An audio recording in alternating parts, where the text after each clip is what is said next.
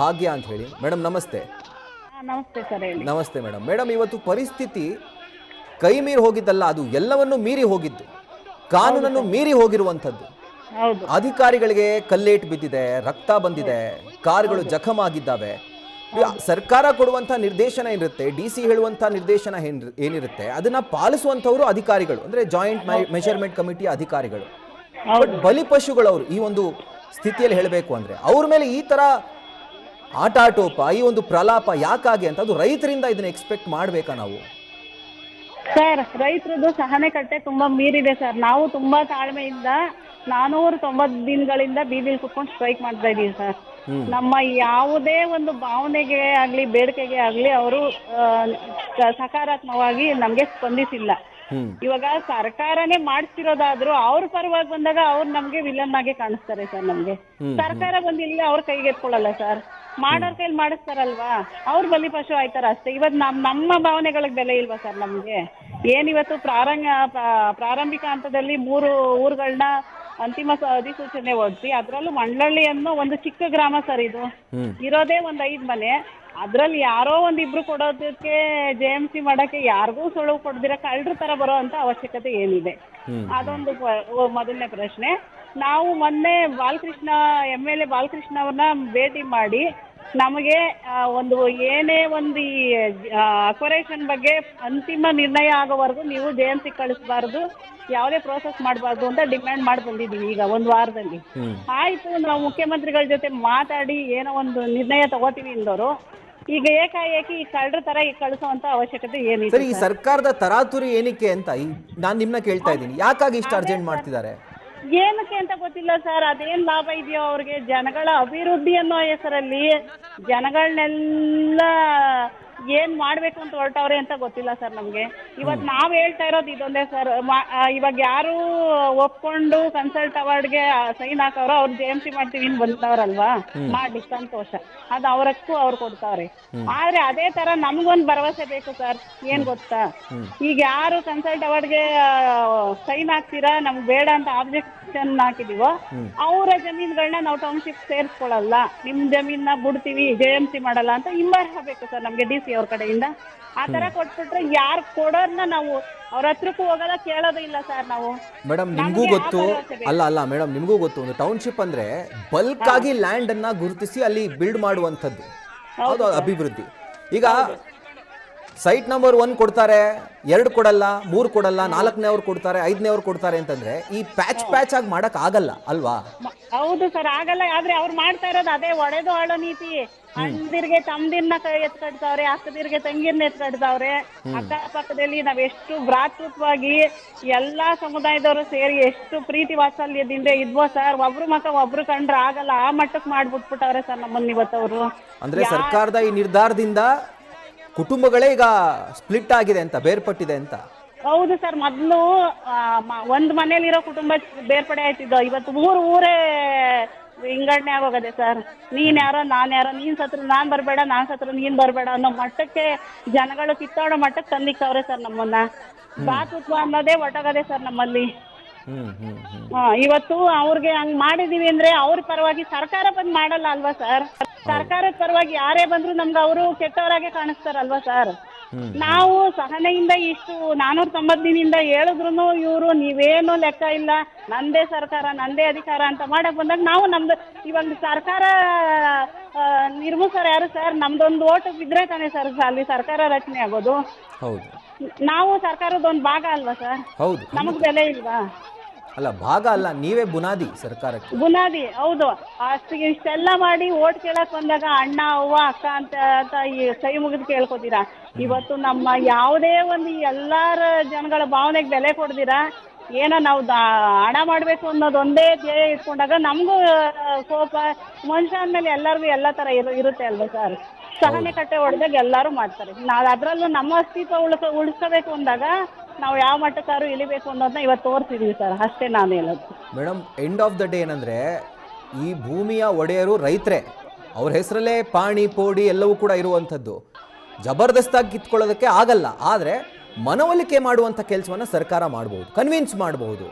But ಸರ್ಕಾರ convince ಮಾಡಕ್ ಮುಂದೆ ಬಂದರೂ ಕೂಡ ನೀವು ಆ ಪೇಷನ್ಸ್ ಅನ್ನ ಇಟ್ಕೊಳ್ಬೇಕಲ್ಲ, ಆ ಸಂಯಮ ಇಟ್ಕೊಳ್ಬೇಕಲ್ಲ. ಆಯ್ತು ನಾವು ಮಾತಾಡ್ತೀವಿ ಬನ್ನಿ ಅಂತ ನೀವು ಏಕಾಏಕಿ ಈ ರೀತಿಯಾಗಿ ರೊಚ್ಚಿಗೆದ್ದು ಹಲ್ಲೆ ಮಾಡಿದ್ರೆ ಇನ್ನು ನೆಕ್ಸ್ಟ್ ಸರ್ಕಾರ ಯಾವ ರೀತಿಯಾದಂತಹ ನಿರ್ಧಾರ ತೆಗೆದುಕೊಳ್ಬೇಕು ಮಾತುಕತೆಗೆ ಸಂಬಂಧಪಟ್ಟಂತೆ?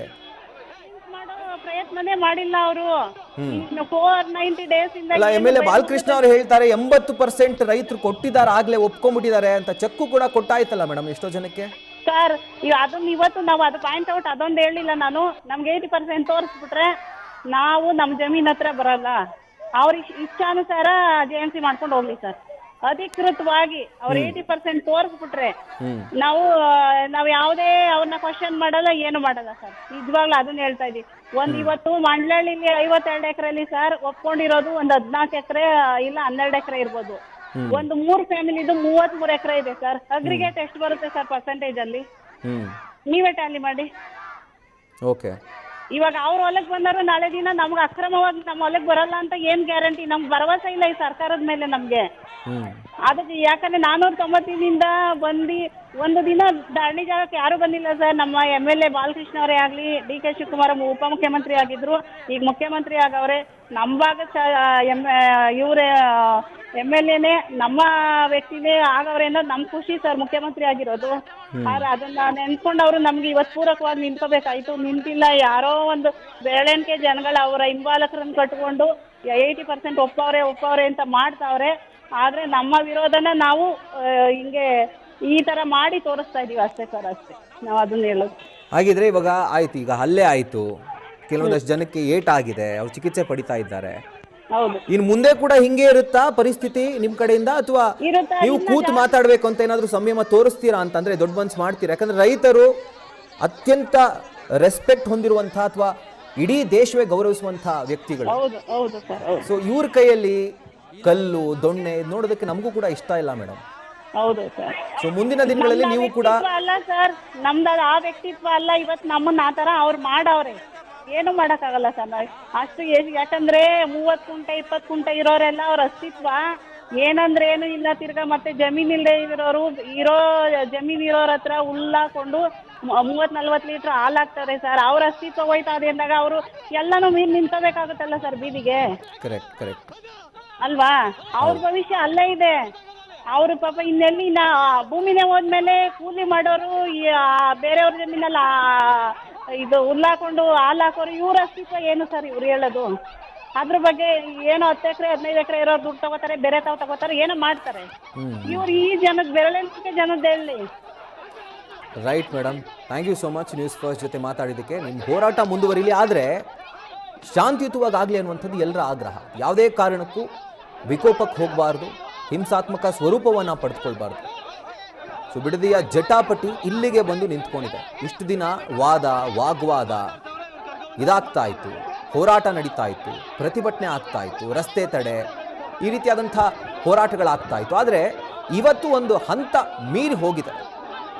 ಸ್ವತಃ ರೈತರೇ ಯಾವ ಕೈನಲ್ಲಿ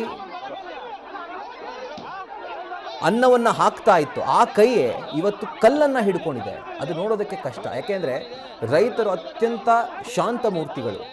ಸೊ ಅವರೇ ಅಧಿಕಾರಿಗಳ ಮೇಲೆ ಈ ರೀತಿಯಾಗಿ ಮುಗಿಬೀಳ್ತಾರೆ ಅಂತಂದರೆ ನಂಬೋದಕ್ಕೆ ಕಷ್ಟ. ಅದು ಸೊ ಮುಂದಿನ ದಿನಗಳಲ್ಲಿ ಅದು ಏನೇ ರೀತಿಯಾದಂಥ ಹೋರಾಟ ಇರ್ಬೋದು, ಮಾತುಕತೆ ಇರ್ಬೋದು, ಶಾಂತಿಯುತವಾಗಿ ಅದು ಮುಂದುವರಿಯಲಿ ಅನ್ನುವಂಥದ್ದೇ ನಮ್ಮ ಆಶಯ ಕೂಡ.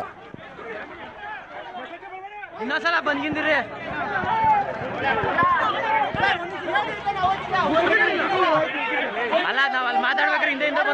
ರೈತ ಮುಖಂಡರು ನ್ಯೂಸ್ ಫಸ್ಟ್ ಜೊತೆ ಮಾತನಾಡುವಂತಹ ಸಂದರ್ಭದಲ್ಲೂ ಕೂಡ ಹೇಳ್ತಾ ಇದ್ರು, ಇಲ್ಲಿ ದಲ್ಲಾಳಿಗಳ ಪಾತ್ರ ತುಂಬಾ ದೊಡ್ಡದಿದೆ. ಜನರನ್ನ ತಲೆ ಕೆಡಿಸ್ತಿರುವಂಥದ್ದು ದಲ್ಲಾಳಿಗಳು. ಹಾಗಿದ್ರೆ ಯಾರು? ಸರ್ಕಾರದ ಅಧಿಕಾರಿಗಳ ಅಥವಾ ಸರ್ಕಾರ ಇದಕ್ಕೆ ಉತ್ತರ ಕೊಡ್ಬೇಕು. ದಲ್ಲಾಳಿಗಳು ಯಾರು ಹಾಗಿದ್ರೆ? ರೈತರನ್ನ ಹೋಗಿ ಅವರು ಮಾತನಾಡಿಸಿ ನಿಮ್ಮ ಭೂಮಿನ ಕೊಟ್ಬಿಡಿ, ನಿಮಗೆ ಒಳ್ಳೆ ಸರ್ಕಾರದಿಂದ ಪರಿಹಾರ ಸಿಗುತ್ತೆ, ಈ ರೀತಿಯಾಗಿ ಮನವೊಲಿಸಲಿಕ್ಕೆ ಅವ್ರು ಯಾರು ಅಂತ ಏನು ಅಥಾರಿಟಿ ಇದೆ ಅವರಿಗೆ? ಫಸ್ಟ್ ಆಫ್ ಆಲ್ ಇದು ಸರ್ಕಾರ, ಅಧಿಕಾರಿಗಳು, ರೈತರು, ಈ ಮೂವರ ಮಧ್ಯೆ ಇರಬೇಕಾದಂಥ ಒಂದು ವಿಷಯ. ಇದರ ಮಧ್ಯದಲ್ಲಿ ಮೀಡಿಯೇಟರ್ಗಳು ಬರ್ತಾರೆ ಅಂತಂದ್ರೆ, ಬ್ರೋಕರ್ಗಳು ಬರ್ತಾರೆ ಅಂತಂದ್ರೆ, ಇದೇನು ರಿಯಲ್ ಎಸ್ಟೇಟ್ ವ್ಯವಹಾರ ನಡೀತಾ ಇದೆಯಾ? ಹಾಗಿದ್ರೆ ದಲ್ಲಾಳಿಗಳ ವಿರುದ್ಧ ರೈತರು ದೊಡ್ಡ ಮಟ್ಟದ ಆಕ್ರೋಶವನ್ನು ವ್ಯಕ್ತಪಡಿಸಿದ್ದಾರೆ. ಅದರ ಜೊತೆಗೆ ರೈತರ ಒಂದು ಹೇಳಿಕೆ ಪ್ರಕಾರ ನೋಡೋ ಹಾಗಿದ್ರೆ ಇದರ ಹಿಂದೆ ಅಭಿವೃದ್ಧಿ ಅಷ್ಟೇ ಅಲ್ಲ, ದೊಡ್ಡ ಮಟ್ಟದ ರಿಯಲ್ ಎಸ್ಟೇಟ್ ಇದು ಮಾಫಿಯಾ ಇದೆ. ಆ ರೀತಿಯಾದಂಥ ಗಂಭೀರ ಆರೋಪವನ್ನು ನ್ಯೂಸ್ ಫಸ್ಟ್ ಜೊತೆ ಮಾತನಾಡುವಂತಹ ಸಂದರ್ಭದಲ್ಲಿ ರೈತ ಮುಖಂಡರೇ ಮಾಡ್ತಿದ್ದಾರೆ, ರೈತರು ಮಾಡ್ತಿದ್ದಾರೆ.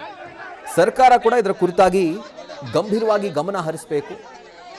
ಅದಕ್ಕಿಂತ ಹೆಚ್ಚಾಗಿ ಒಂದು ಮಾತೃ ಸ್ಥಾನದಲ್ಲಿ ನಿಂತು ಸರ್ಕಾರ ಈ ಯೋಜನೆಯನ್ನು ನೋಡಬೇಕು, ರೈತರ ಪರಿಸ್ಥಿತಿಯನ್ನು ಗಮನಿಸಬೇಕು. ಈಗ ರೈತರು ಧೈರ್ಯವಾಗಿ ಹೇಳ್ತಿದ್ದಾರೆ, 80% ರೈತರು ಭೂಮಿ ಕೊಡೋದಕ್ಕೆ ಒಪ್ಕೊಂಡಿದ್ದಾರೆ ಅಂತಂದ್ರೆ ಯಾರು 80% ರೈತರು? ಅವ್ರ ಹೆಸರನ್ನ ಹೊರಡಿಸಲಿ, ಶ್ವೇತಪತ್ರನ ಡಿಸಿನೇ ಹೊರಡಿಸಲಿ ಅನ್ನುವಂಥ ಆಗ್ರಹವನ್ನು ಮಾಡ್ತಿದ್ದಾರೆ. ಅಕಸ್ಮಾತ್ ಇಷ್ಟು ದೊಡ್ಡ ಪರಿಪ್ರಮಾಣದಲ್ಲಿ ಆಕ್ರೋಶ ವ್ಯಕ್ತವಾಗ್ತಾ ಇದೆ, ವಿರೋಧ ವ್ಯಕ್ತವಾಗ್ತಾ ಇದೆ ಅಂತಂದ್ರೆ ಇನ್ನು ಮುಂದೆ ಟೌನ್ಶಿಪ್ ಮಾಡಿದ ನಂತರ ಕೂಡ ಅದರ ಆಫ್ಟರ್ ಮ್ಯಾಥ್ ಇದ್ದೇ ಇರುತ್ತೆ. ಈಗ ಬೇರೆ ಬೇರೆ ಭಾಗದಲ್ಲಿ ಯಾವ ರೀತಿಯಾಗಿ ನೋಡ್ತಾ ಇದ್ದೀವಿ. ಫಾರ್ ಎಕ್ಸಾಂಪಲ್, ಸರ್ಕಾರದ ಒಂದು ಉದ್ದೇಶಿತ ಜಾಗದಲ್ಲಿ ಕಸ ವಿಲೇವಾರಿ ಮಾಡುವಂಥದ್ದು. ನ್ಯೂಸ್ ಫಸ್ಟ್ ನಿರ್ಭೀತಿಯಿಂದ ನಿಮ್ಮ ಪರವಾಗಿ.